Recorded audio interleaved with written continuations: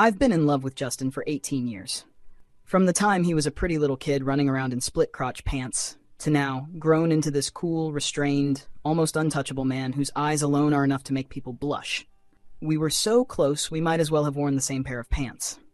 Back when we were kids, playing house with red scarves tied around our necks, he once called out to me in a muffled voice, "Come on, lift the bridal veil." I used to think that between us there was only that one thin layer left, a veil that just hadn't been lifted yet. Until today. After I made a wish, I want to know exactly how much Justin likes me, I looked up and saw a glaring number appear above his head. 30. 30? If the full score is 100, then my blazing 18-year devotion is only worth a failing grade to him. After a brief wave of disappointment, excitement quickly rushed in. Because with this number, wasn't I basically handed an exclusive strategy guide to conquering Justin? What difference is there between this and peeling that ice-cold childhood sweetheart bare, laying him right in front of me, and carefully studying exactly where to poke him to earn more points? No point hesitating. Once I decided to act, I acted. Justin was sitting on my couch, flipping through a professional textbook, his whole posture screaming, "Do not approach." I took a deep breath and leaned over, sitting down right next to him. His body stiffened, so slightly it was almost imperceptible. He didn't move away, but he didn't look at me either. The number above his head was still sitting there, steady as ever. 30. So mere physical proximity was useless. My gaze drifted to the water cup beside his hand. Heart hardened, I reached for it. "Let me have a sip." The moment my fingers brushed the cup, his long fingers pressed down on the rim. "Pour your own." His voice was completely flat. "Shh. Stingy." I pulled my hand back awkwardly, sneaking another glance at the glaring 30 above his head. Wow. His guard is seriously up. Looks like I'll need something stronger. I pretended to stand, then accidentally stumbled. My whole body fell toward him. Smack. My palms slammed against the back of the sofa beside him, trapping him halfway in an awkward half-embrace. Too close. Close enough to see his fine lashes clearly. Close enough to catch the sharp contraction of his pupils. Careful. Justin's expression didn't change, but his eyes locked straight onto mine. Meanwhile, my heart was pounding wildly as I stared at the number above his head. That cursed number. It finally moved. But instead of going up, it started glitching like crazy, flickering back and forth between 30, 25, 30, 25. In the end, as if it had exhausted all its strength, it trembled and settled on 28. My getting closer to him actually made him lose points. Excellent work. Congratulations to player Mason for earning the glorious achievement -2 through relentless effort. Truly worth celebrating. I delivered the sarcastic announcement in my head while awkwardly scrambling off Justin. Sorry, my bad. I slipped. Justin didn't say a word. He simply went back to his stupid book. Only the faint redness creeping up his ears and the way his lips were pressed tightly together betrayed even the slightest hint of emotion. That hateful 28 above his head stabbed at my eyes. I collapsed onto the other end of the sofa, plunging into deep self-doubt. Did I misunderstand this thing? What if it isn't an instant affection meter at all, but Justin's tolerance level toward me? Then wasn't I basically testing the limits of death just now? While I was spiraling in my thoughts, Justin suddenly closed his book and stood up. "I'm leaving." His voice was as flat as ever, no emotion, no warmth. He's leaving already? Did he find even one more second with me unbearable? I watched his lean, straight back as he walked toward the door. My chest felt sour, like someone had shaken a bottle of lemon soda inside it, bubbles bursting everywhere. And then, just as he grabbed the doorknob, his back still to me, I watched helplessly as the number above his head dropped from 28 to 15. 13 points. Gone in one breath. Was it because he'd finally had enough of me? Because he was relieved to escape, so his affection plummeted straight off a cliff? A surge of bitterness mixed with reckless nothing-left-to-lose courage rushed to my head. "Justin!" I blurted out. He turned around, his face still unreadable. But courage is a fleeting thing. Under his silent gaze, my desperate resolve leaked away in seconds, leaving nothing but hollow panic. "It's nothing." My voice grew softer and softer. "I just wanted to call you." I don't even know if he heard me. Justin didn't respond. He only looked at me with a complicated expression, as if he wanted to say something. In the end, he merely let out a sigh so quiet it was almost inaudible. Then he turned around and closed the door. Click. The soft sound of the lock felt like a verdict. a declaration of my complete defeat in this round of the affection capture campaign. Like a deflated balloon, I slumped back onto the sofa, burying my burning face into the cushion. Mason, you're such a coward. I refused to give up. Staring at the number above, Justin's head, I officially launched my affection capture plan. Isn't it said that if you want to win a man's heart, you should first win his stomach? I transformed into a diligent little home chef, loving breakfasts, loving lunches, loving dinners. Not a single meal missed. I fed Justin on schedule, day after day. With dark circles under my eyes, I stuffed a box of steaming mushroom and pork dumplings into his hands, never once taking my eyes off the number above his head. 15. All right, not a single point gained. But hey, it didn't drop either. Come on, Mason. Holding steady is victory. At noon, I squeezed in beside Justin with a carefully plated omelet rice. On top, I'd drawn a crooked little heart in ketchup. Justin silently glanced at the heart, then closed the lid. The number above his head mercilessly dropped to 12. Fine. You're good-looking, so you're right. Swallowing my disappointment, I used the excuse of retrieving the thermal lunchbox in the afternoon to barge into his place once again. Justin wasn't home. The apartment was quiet. That familiar lunchbox sat alone on the coffee table, looking strangely lonely. I let out a sigh, the faint flicker of hope in my chest nearly extinguished. I stepped forward, reaching out to take it home and wash it. Huh? The weight in my hand was clearly off. Too light. I instinctively lifted the lid. It was empty. Spotless. Not a single grain of rice, not a smear of ketchup left behind.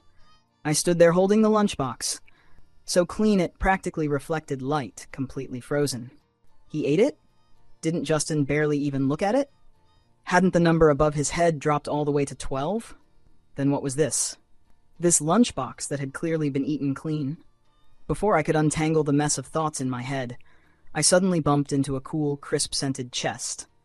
Justin had come back at some point. He was standing right behind me.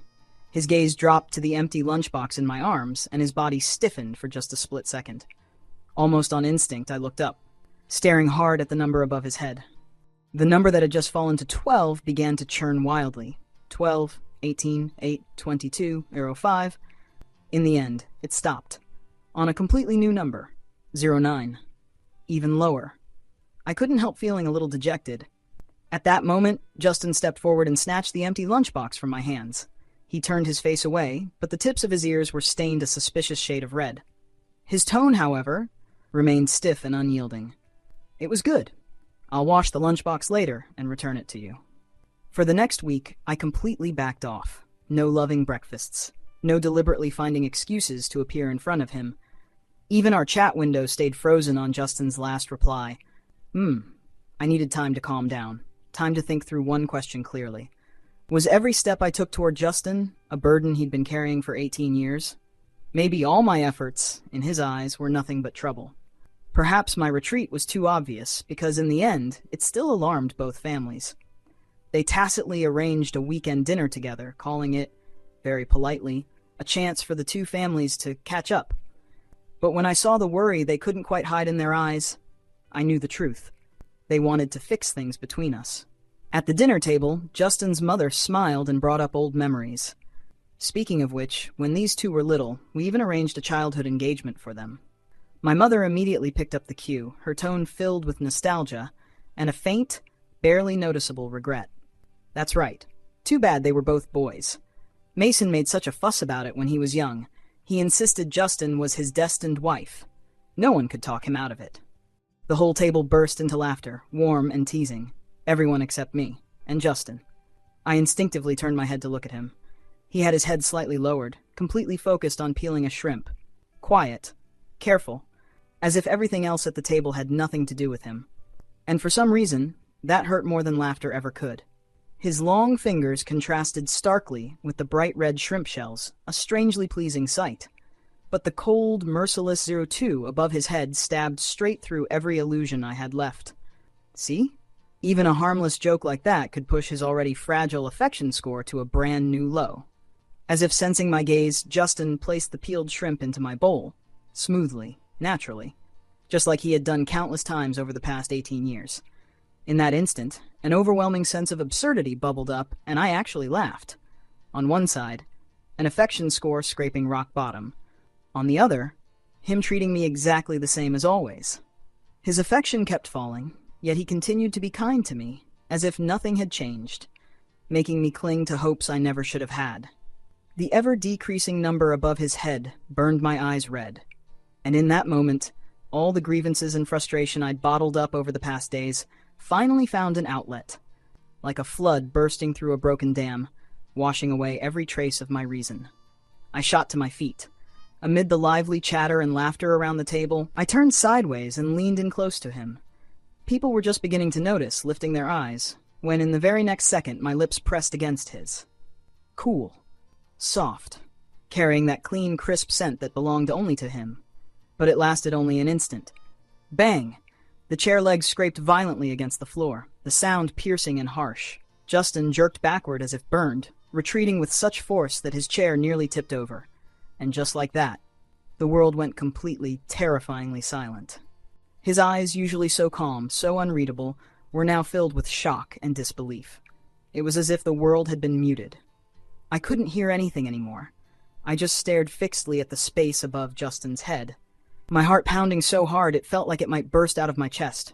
The number didn't glitch wildly like before. It paused, then began to flicker, rising and falling. 2, 9, 5, 7, 0. In the end, it reset to 0. 18 years of feelings, finally wiped clean by a single reckless kiss. I stared at that number, the symbol of an ending. Then I looked at Justin, standing there to the side, rare uncertainty written plainly across his face. Strangely enough, all the emotions that had been churning inside my chest for the past week settled. What remained was a calm I'd never felt before, and relief. "All right, Mason, the game is over." I stood up. Before anyone could react, I spoke softly. "Dad, Mom, Uncle, Auntie, I'm full." I forced my voice to stay steady without a single ripple. Then I looked at Justin one last time. "Goodbye, Justin."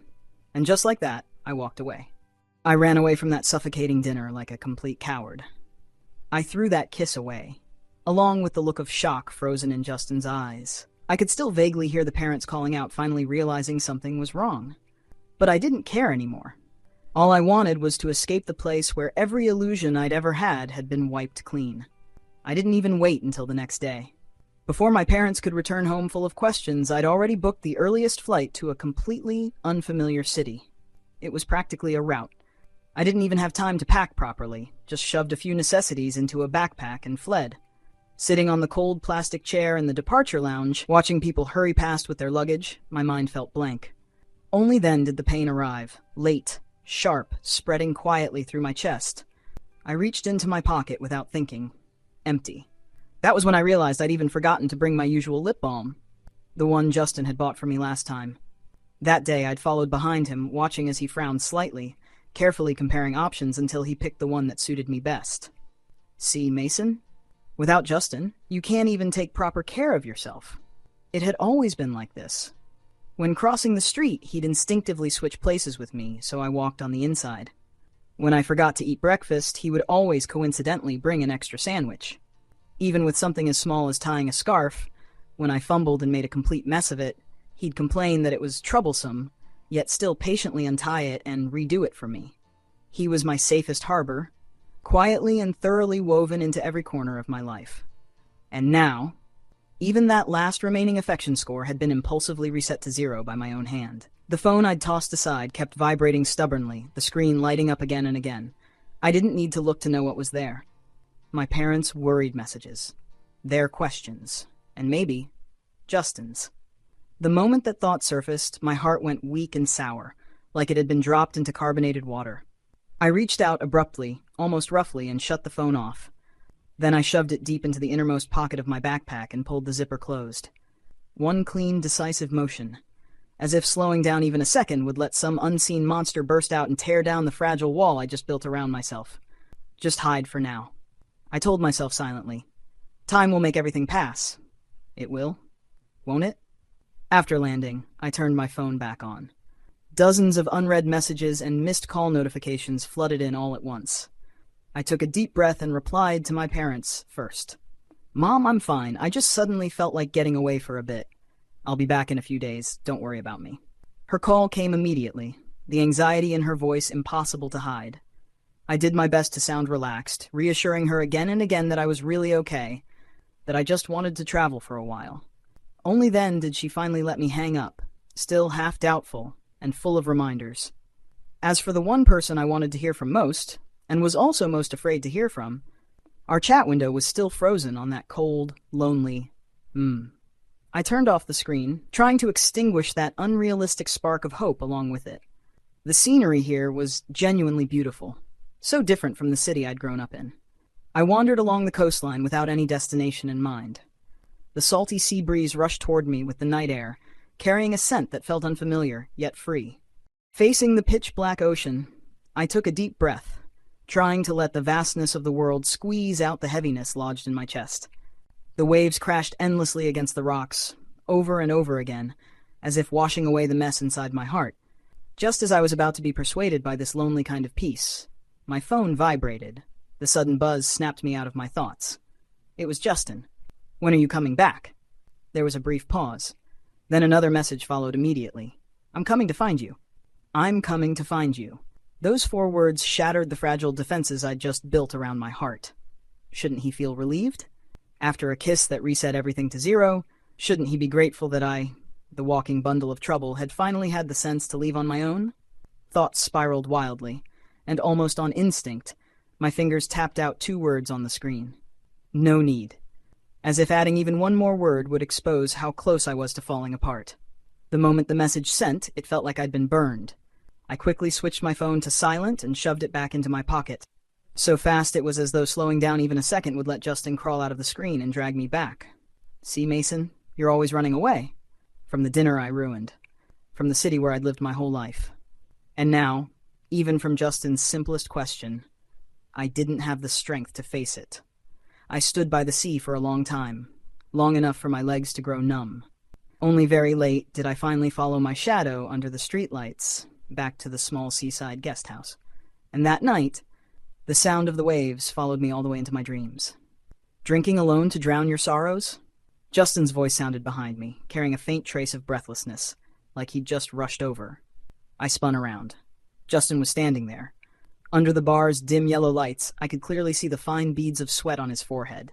His simple white shirt had 2 buttons undone. He really had chased me all the way here. And above his head, that glaring number was still there. 0. A man who'd crossed hundreds of miles to find me, yet whose affection score had permanently dropped to 0. Why was he here? My mind went completely blank. Every thought stalled at once. I didn't know how Justin had found this place. Maybe he'd gone from one guest house to another, tracking me down bit by bit. Because now, his whole body carried the unmistakable weariness of travel. Justin didn't speak. He just stood there quietly, letting me look at him. Then, as naturally as if it were the most obvious thing in the world, he pulled out the chair across from me and sat down. "Why are you here?" My voice came out dry. He didn't answer right away. Instead, his gaze fell on the glass of whiskey in front of me, the one I'd barely taken a sip from. "Not good?" he asked. I nodded without thinking. Justin reached out, picked up the glass, and, right where I'd drunk from, took a sip himself, his expression perfectly calm. Then he frowned slightly. "It really isn't." It was an indirect kiss. A casual one. The realization made heat surge through my body, my blood rushing straight to my head. Justin, how could he do something so intimate when his affection score was 0? "Justin!" I blurted it out, cutting through the strange atmosphere almost immediately. "What are you trying to do? That 0 above your head, I can see it clearly. You obviously don't like me, so why are you pretending to care?" The rest of the words lodged in my throat, stuck there, unable to come out, impossible to swallow back down. Justin set the glass aside. This time, his gaze met mine directly without avoiding it at all. "Mason," he said softly. But every word reached me with absolute clarity. "I've never not liked you." It was as if he'd heard the question buried deep in my heart. "As for that 0 you keep talking about, I don't know what it is. But if you're asking about how much I like you," he paused, then continued calmly, "from the moment I understood what liking someone meant, it's been 100. Full marks." Justin's words crashed into my already unsteady heart like a massive stone. If the number above his head wasn't his affection toward me, then what was it? A wave of overwhelming confusion swept over me. Silence spread between us. The noise around us faded away. as if the entire world had been muted, leaving only Justin and me behind. All I could hear was that earth-shattering confession echoing in my ears. And then, Justin did something even more unexpected. He leaned forward and placed his warm palm directly over the hand I'd left resting on the table, clasping it firmly in his own. "Come with me." My mind went completely blank. Every last trace of reasoning and resistance crumbled under the weight of that full-score affection he'd spoken of. I could only stand up stiffly, letting Justin take my hand and lead me, past the curious, probing gazes, straight out of the bar, and into the waiting night. Justin held my hand as we walked in silence along the coastal path. Under the dim yellow streetlights, I watched our shadows stretch and shrink with each step, just like when I'd walked back to the guest house alone earlier. Only this time, Justin was beside me. He finally stopped behind a massive rock formation that blocked the wind. Far from the noise of the crowds, only the sound of the waves remained, amplified endlessly in the still night, just like the pounding of my own heart. Bathed in the soft night light, Justin let go of my hand and turned to face me. Those eyes, made impossibly deep by the moonlight, were fixed on me, unblinking. "Now," he said quietly, "can you tell me what it is you've been seeing?" At that moment, all my attempts to run away lost their meaning. Any resistance I had left crumbled completely in front of him. I took a deep breath and glanced vaguely toward the space above his head, my voice trembling slightly. "I made a wish," I said. "I asked the heavens how much you liked me." I shrugged and let out a self-mocking laugh. And then it appeared. At first, it was 30, and after that, every time I got closer to you, it would drop. Justin picked up right where I left off. "So by the day you kissed me," he said calmly, "it hit 0, right?" I nodded, my voice growing quieter. The long-suppressed grievances washed over me again. "Justin, if that wasn't your affection toward me, then what was it? What did that 0 even mean?" Under the moonlight, Justin's face was as strikingly handsome as ever. But now, as he stared straight at me, there was an emotion in his eyes I couldn't put into words. At last, he lifted his hand as if he wanted to touch my face, then stopped halfway. "Mason," he said, his voice rough, "that wasn't an affection score." Justin denied it again. After a brief pause, he studied me carefully, word by word, explaining with deliberate clarity. "That wasn't an affection score. It was a countdown." My eyes widened instantly. Even my breathing seemed to stop. "A confession countdown?" So that initial 30 meant he was planning to confess to me in 30 days? And every time I got closer to him, the number dropping wasn't because he disliked me, but because my closeness made him move his confession forward? And that 0, the number that made me finally believe he didn't like me, meant that the moment I kissed him, he could no longer hold back and decided to confess immediately? The shock rooted me to the spot. My mind nearly shut down, unable to process the flood of information crashing over me. And Justin, it was as if he'd finally broken through his last restraint. He stepped closer, shrinking the distance between us. "Now," he said softly, lowering his head, "it's reached 0. So, Mason, I don't want to hold back anymore." Almost the instant the words left his mouth, his lips found mine with unerring precision. Our breaths tangled, turning warm and close, until even the sound of the waves faded into a blur. Unlike my earlier kiss, reckless, impulsive, driven by emotion, this one was gentle, yet impossible to resist, carrying all the love Justin had been holding onto for so long. It swept over every one of my senses, overwhelming and consuming. The world blurred and fell away, leaving only the clear presence of him, his breath, and the undeniable warmth between our lips. Under the witness of the moon, the number above Justin's head was no longer clear. I didn't push him away. I simply closed my eyes, reached out, and held him tightly. The man I'd loved in secret for 18 years, who had been loving me just as sincerely all along. When I finally opened my eyes, what I saw was Justin's gaze, filled to the brim with devotion, and the number above his head was gone. On the way back, even the sea breeze felt unusually gentle. I let Justin hold my hand, the warmth seeping from his fingers so real it almost made me want to cry. "So, when did you start liking me?" The question had been circling in my head ever since Justin confessed. His steps slowed slightly, and he turned to look at me. "I don't really remember." Before I could pretend to be offended, he immediately added, "Maybe it was back in kindergarten, when you secretly stuffed your afternoon snack into my backpack. Or maybe it was when we were playing house, and you lifted the bridal veil." Justin paused, a clear smile glinting in his eyes. By the time I finally understood what that feeling meant, The feeling of wanting to smile whenever I saw you and feeling restless whenever I didn't. I'd already liked you for a long time. Then why were you still so cold to me? I muttered softly, effortlessly dredging up old grievances. I still couldn't quite let go of Justin's past aloofness. Back when he could have said a few more words to me, he always brushed me off with just, Oh. Justin fell silent. But even the night couldn't hide how suddenly red his ears had become. Like I'd caught hold of something incriminating. I leaned in with a grin, trying to get a closer look. What's wrong, classmate Justin? Why aren't you talking now? Pressed by me, he leaned back slightly. His Adam's apple bobbed awkwardly before he finally muttered in a tone that sounded like he'd given up resisting altogether. That's because, back in middle school, you told your friends that the quiet, aloof, hard-to-approach high and mighty flower type was the most attractive, the most challenging. I froze, then nearly laughed myself into his arms, all over a throwaway comment I'd long forgotten, and the idiot beside me who'd taken it so seriously that he diligently, meticulously played the role of an untouchable high-mountain flower for all these years. Just because of that. I laughed so hard my eyes filled with tears. Justin, how can you be this dumb? He didn't argue. He just looked at me and smiled, those usually unreadable eyes now filled with gentle embarrassment and unmistakable relief.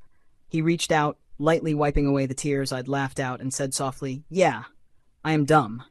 So, don't make me keep pretending anymore, okay?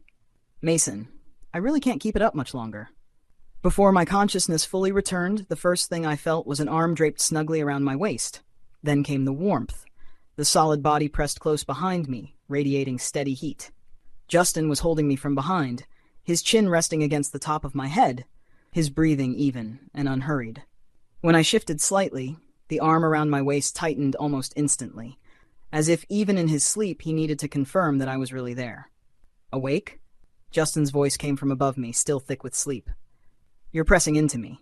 I wriggled out of his embrace and turned around to face him. His eyes had just opened.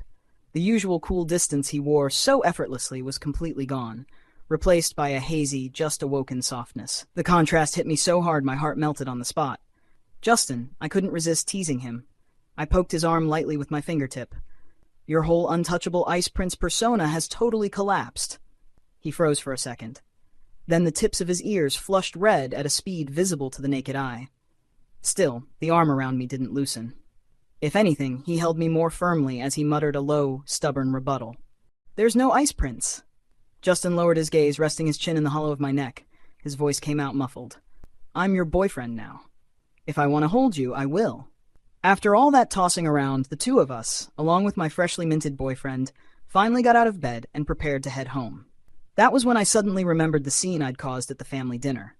"Justin," I asked hesitantly, "how are you planning to explain what happened at that dinner to our parents?" That impulsive kiss, right in front of both families. Justin, who had been in the middle of packing, paused. He turned around, took in my nervous expression, and his whole demeanor softened instantly.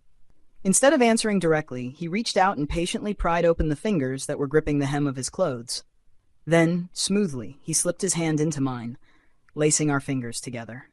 "Explain what?" he asked. His tone was so calm it was as if we were just discussing what to eat for breakfast. I was thrown off by his reaction. "I mean, the kiss, the one where I kissed you." "Oh, that!" Justin looked like he'd only just remembered, a faint smile flickering in his eyes. "There's nothing to explain." "What?" He leaned down and lightly pecked my slightly parted lips, just a brief touch before pulling away. "We were just personally giving them an answer that was 18 years late. And besides," he added casually, "my parents have known for a long time that I like you." Just like that, the last bit of tension in my chest finally eased. "What?" I jerked my head up, half convinced I'd misheard him. "When did that happen?" He straightened, looking at my doubtful expression, and at last a smile he couldn't quite hide spread in his eyes. "About 30 days ago, before I was getting ready to confess. Though," he added after a brief pause, a hint of helplessness in his voice, "my mom figured it out even before I did. So that's why. All those years when I went to his place for dinner, his mother always made sweet and sour ribs, my favorite. Every time Justin and I had an argument, she'd end up comforting me instead. All the little details I'd once overlooked suddenly connected. It turned out that without my knowing, his love had already been noticed by the people who loved him most, and then, through that love, quietly passed on to me. Heat welled up behind my eyes. I couldn't tell if it was gratitude or frustration at my own slowness. Then, after the dinner that night, my voice caught slightly. I ran off. Did they say anything to you? Justin cupped my face, gently wiping away the tears gathering at the corners of my eyes with his thumb. The tenderness of the gesture was almost unfair. They did. My mom scolded me pretty hard. Huh? Justin paused, then mimicked his mother's tone perfectly. Look at you, pretending to be all cool, acting so reserved. You scared him off, didn't you? Why aren't you chasing after him already? And she even sent me the address of your guest house, he added, telling me to bring you home safe and sound. I froze for a second. Then I couldn't hold it in anymore. I burst out laughing. I kept laughing, but the tears only fell harder.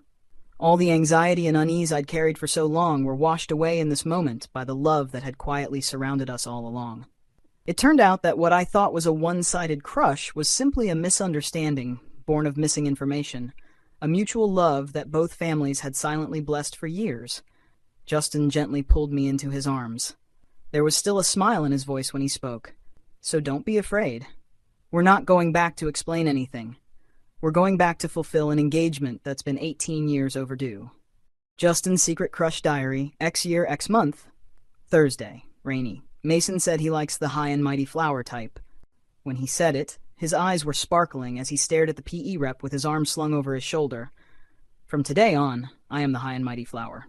X year, X month, Saturday, sunny. He came to ask me a math question again today. His arm brushed against mine. It was itchy.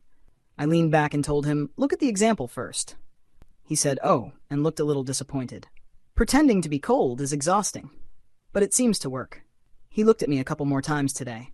Want to kiss him. X year, X month, Friday, overcast. Mom asked me, did you bully Mason? I said no. She looked at me for a long time, then sighed. Liking someone doesn't mean pushing them away. So she knew all along. With my secret laid bare, I actually felt relieved. X year, X month, Monday, sunny. Preparing to confess to Mason. I can't wait anymore. I looked at so many rings and wasn't satisfied with a single one. I revised my confession speech 11 times. The custom ring will still take another month. I hope he won't be scared away. X year, X month, Monday, sunny. He wanted to drink from my water cup today. I refused. A high and mighty flower with difficulty level should probably not share a cup with someone else, right? But then he fell into my arms. Soft. Smells good. My heart was beating out of control. I pushed him away and ran home. If I held him any longer, I wouldn't have been able to stop myself. I want to confess early. X year, X month, Wednesday, sunny. He started bringing me meals. This morning it was steamed dumplings. There was still flour on the tip of his nose. Cute. At noon it was omelet rice with a crooked little heart drawn on top. A high and mighty flower shouldn't accept it, right? But I couldn't resist. The lunchbox was empty. He found out. The way he stood in the living room holding the empty box, spacing out, like a lost puppy. Cute. It was really good. That was the only thing I said today that wasn't a lie. X year, X month, Saturday, rainy. Mason hasn't messaged me in a long time. Mom asked if I'd argued with him again. I don't know. X year, X month, Saturday, sunny. I couldn't hold back anymore. He kissed me. In all the scenarios I'd rehearsed in my head, this was never an option. That's fine. Then I won't pretend anymore. X year, X month, Sunday, sunny. He saw this diary. He laughed so hard he collapsed into my arms. He said, I'm the #1 idiot under heaven. I accept the punishment. My sentence is to never be a high and mighty flower again, and to love him for the rest of my life.